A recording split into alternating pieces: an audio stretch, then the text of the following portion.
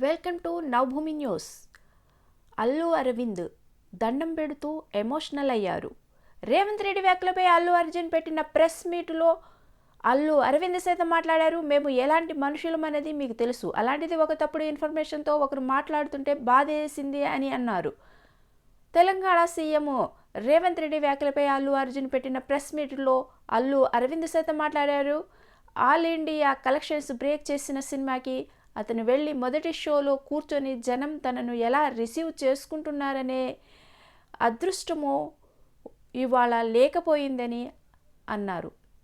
ఇంత పెద్ద సినిమా తీసిన అతను గత 2 వారాలుగా ఓ మూలను కూర్చొని బాధపడుతున్నాడు. దేశమంతటా నీ సినిమాలు సెలబ్రేట్ చేస్తుంటే నువ్వేంటి ఇలా అయిపోతున్నావు అని అడిగితే నా వల్ల జరగకూడనే తప్పు జరిగిందని బాధపడ్డాడు. 22 ఏళ్ళు తాను కష్టపడి ఈ పేరు సంపాదించుకున్నాడు. అది ఒక్క సినిమా వల్లనో ఒక ఇన్సిడెంట్ వల్లనో వచ్చింది కాదు. మీరు 3 తరాలుగా చూస్తూ వస్తున్నారు. మేము ఎలాంటి మనుషులం అనేది మీకు తెలుసు. అలాంటిది ఒక తప్పుడు ఇన్ఫర్మేషన్తో ఒకరు మాట్లాడుతుంటే బాధేసింది.